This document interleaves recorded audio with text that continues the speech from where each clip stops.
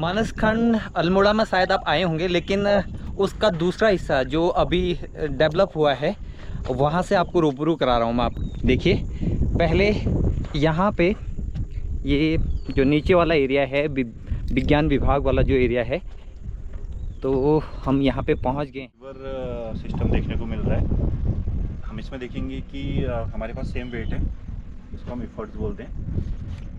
और देखो, आप इसको अगर इस वाले लीवर सिस्टम को आप प्रेस कर रहे हैं तो बहुत आपको हार्ड वर्क लग रहा है उठाने में।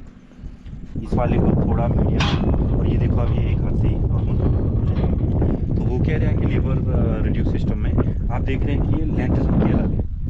वेट से आप लेंथ देखो तो जो वो हिंज है वहाँ पे, उसका वेट से लेंथ बहुत कम है, इस वाले का थोड़ा ज़्यादा है, इसका बहुत ज़्यादा है। तो आप देखो कि लेंथ को हम रिड्यूस करके कैसे हम इस इफेक्ट को कम ज़्यादा कर सकते हैं। तो ये है मैकेनिक्स का एक नायाब नमूना। जबकि वेट सेम है, वेट सेम है, वेट डाउनवर्ड्स mg फोर्स लग रहा है। और यहाँ से आप जो उसका बैलेंस, काउंटर बैलेंस डाल रहे हैं, तो वो वेट मल्टीप्लाई बाय डिस्टेंस होती है। तो यहाँ पे हम वेट कम भी लगाएं तो डिस्टेंस बहुत ज़्यादा है, जो सेंटर है जहाँ से रोटेशन हो रहा है, तो वेट कम होने के बाद भी अगर आप थोड़ा सा भी प्रेस करेंगे तो ये डिस्टेंस ज़्यादा होगी, तो मल्टीप्लाई होके वो इफेक्ट बन जा रहा है उसका। ओके। ये बच्चों को साउंड वेव्स के बारे में समझाने के लिए आप देख रहे हैं डिफरेंट लेंथ के आपके पास ये ट्यूनिंग फॉक्स कह सकते हैं, या फिर इन्हें जैसे विंड चेन होती है हमारे पास सेम एस। तो इसमें देखो आप डिफरेंट लेंथ है, अगर आप दिखाएं तो जो पिच है साउंड की वो लेंथ पे डिपेंड करती है, राइट, इन्वर्सली डिपेंड करती है। मतलब कि अगर शॉर्टर लेंथ है तो हाई पिच होगी साउंड भी।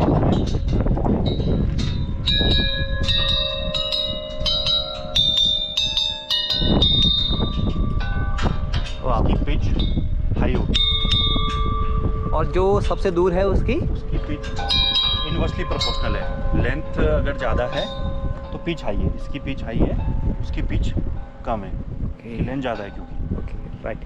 बारिश की बूंदें आने लगी हैं, और ये देखिए, ये पीएम श्री केंद्रीय विद्यालय अल्मोड़ा और ये हवलबाग वाला सामने का दृश्य। और हम एक और साइंस के इस प्रयोग के पास पहुंच चुके हैं। देखिए, ये भी दीपक सर, इसके बारे में भी बताएंगे आप? ये भी बहुत इंपॉर्टेंट चीज़ है। देखो, ये एक्शन रिएक्शन है, न्यूटन का जो थर्ड लॉ है।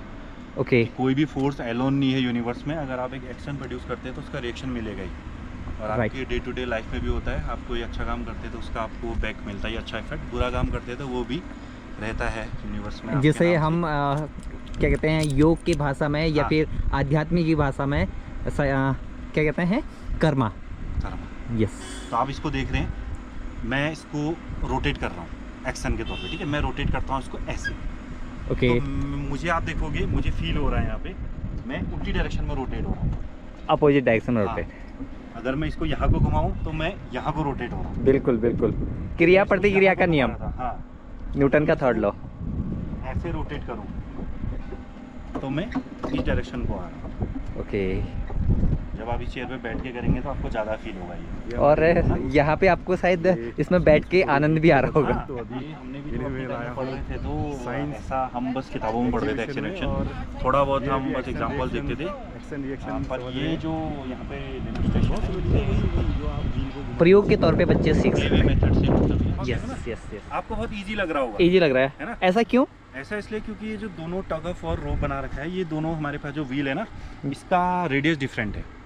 इसका रेडियस बड़ा है, इसका रेडियस छोटा है। तो जो रोटेटिंग फोर्स टॉर्क जिसे हम कहते हैं, तो वो डिपेंड करता है फोर्स इनटू रेडियस। रेडियस किसका, जिस सेंटर से वो मूव कर रहा है। तो आप इसमें देख रहे हैं, आप फोर्स यहाँ लगा रहे हैं, इसका रेडियस ज़्यादा है, ठीक ठीक, रोटेशन का। तो यहाँ पे आप हल्का भी फोर्स लगाओगे तो आसानी होगी, अच्छा बनेगा। आप यहाँ से करोगे ना छोटे व्हील से, तो आपको फील होगा वो।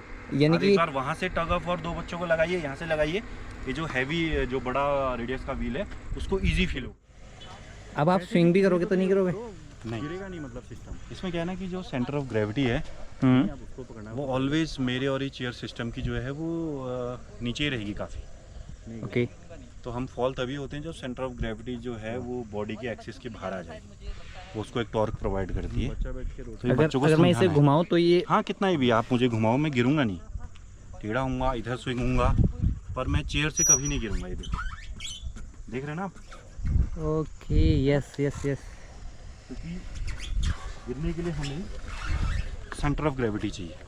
जैसे मैं हूँ अभी ऐसे ही हो रहा हूँ मैं, जब मेरी सेंटर ऑफ ग्रेविटी मेरे सिस्टम के बाहर आ जाएगी वो मुझे रोटेशन देगी और तब मैं गिरूंगा। मैंने आपको लिफ्ट करना है, ओके। जो कि वैसे पॉसिबल नहीं है। मेरा वेट 100 किलो के अराउंड है, 95 to 100। लेकिन यहाँ देखो पुली सिस्टम लगाए हैं, जितनी ज़्यादा पुलिस होंगे ना उतना मेरे को उठाना ईजी रहेगा। ओके, एक बार लिफ्ट कीजिए। ये देखो, नीचे दिखाओ। हाँ हाँ भाई, लिफ्ट हो रहा हूँ ना मैं। हाँ, लिफ्ट हो रहे हो। Yes yes yes yes, release कर। हाँ, वो तेजी से वाह। करेगा, हाथ में लग रहा है। बिल्कुल। अब धीरे धीरे नीचे। हाँ, नीचे बहुत स्लोली आना है, अदरवाइज हैंड में ऐसे पड़ जाएंगे। ओके, एक इधर है, एक साइड में वहाँ होगा, उसका भी वहाँ कोई पर पेरिस्कोप है आपका, जो वो पनडुब्बी और उसमें अंडर वाटर सबमरीन सीरीज में स्टीमर में लगे हाँ, तो ये नीचे रहेगा, आप केवल उसको ऊपर रख के ऊपर से ऊपर देख सकते हैं सरफेस के ऊपर। बहुत अच्छी जानकारी आपने हमें दी। सभी दर्शकों की ओर से, मेरी ओर से आपका बहुत बहुत शुक्रिया। और साइंस की जो बारीकियां होती है वो कोई अध्यापक ही, साइंस के जो अध्यापक हैं वही समझा सकते हैं। ये तो आप इनका भी अलग से फोटो ले लो। हाँ, ये ये हमारे जो एमिनेंट साइंटिस्ट हैं, बिल्कुल। से एक आध इसमें बीच में फॉरनर्स भी हैं, इनका आप इंडिविजुअल बच्चों को लाइए। आप देखो चंद्रशेखर वेंकट रमन प्रकाश लिमिट दी आपकी। जी जी जी। जेसी बोस के बारे में हम जानते ही हैं, पौधों पे काफ़ी रिसर्च किया था इन्होंने। और सत्येंद्रनाथ बोस, इसे भी आप देखिए, बोस आइंस्टीन कंडेंसेशन इन्होंने फाइंड किया था। ये आपको पता है इसरो के जो हमारे फादर ऑफ स्पेस जिन्हें बोलते हैं विक्रम साराभाई जी, रामानुजन के बारे में भी आप जानते हैं। उन्होंने मैथमेटिक्स पे काफ़ी वर्क किया है। और जहांगीर जी के बारे में, जो हमारे जो न्यूक्लियर फादर हाँ, ऑफ परमाणु अनुसंधान केंद्र है उनकी इन्होंने। पार्क है आपका भाभा एटॉमिक रिसर्च सेंटर, जी, बॉम्बे, जी। वहाँ पे आप देखते हैं। और ये मेघानंद शाह हैं, इन्होंने भी आपका जो थर्मोडायनेमिक्स उस पर काफ़ी वर्क किया हुआ है, और न्यूक्लियर रिएक्शंस पे भी। ये बिरबल साइनी जी हैं, इनके बारे में भी आपने देखा होगा। इन्होंने जो जीवाश्म है उन पे काफ़ी वर्क किया हुआ है। साउंड को ना इको, आपको पता है कि साउंड की जो स्पीड है वो 330 मीटर पर सेकेंड है। तो अब यहाँ से अगर आप कोई साउंड निकालते हैं, आप देख भी सकते हैं निकाल के यहाँ पे ना आवाज़ हेलो, तो वो आपको इको सुनाई देगा। यानी कि रिफ्लेक्ट होगी उतनी ही तेज वो। स्पीड ऑफ साउंड को वेरीफाई करने के लिए, बच्चों को समझाने के लिए, using speed is equal to distance by time, तो वो समझाने के लिए काफ़ी। Hello guys, hello hello. Channel को सब्सक्राइब करें, लाइक करें और जितना हो सकता है शेयर करें। थैंक इसे यू। कहते हैं हम फ्लोरीन C60। ये आप जानते हैं ना कि जैसे कार्बन है आपको डिफरेंट फॉर्म में मिल रहा है, डायमंड, ग्रेफाइट, तो ये उसकी एक फॉर्म है जिसमें आप काउंट करेंगे तो 60 कार्बन एटम्स से मिलके बना है। और इस स्ट्रक्चर का जो स्टेबिलिटी स्ट्रेंथ है वो बहुत एक्सेप्शनल है, और इसीलिए इसका जो यूजेस है वो इलेक्ट्रॉनिक्स और बायोमेडिसिन में काफ़ी देखने को मिलता है आपको।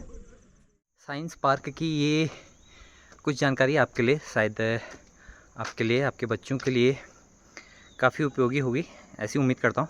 और चैनल पे नए हैं तो आप चैनल को सब्सक्राइब कर लें। बहुत सारी जानकारियाँ बच्चों से संबंधित और समाज से संबंधित आपको मिलती रहेंगी। आज के लिए इतना ही, फिर आपसे मिलते हैं। तब तक के लिए आप अपना बहुत ख्याल रखिए। हर हर महादेव।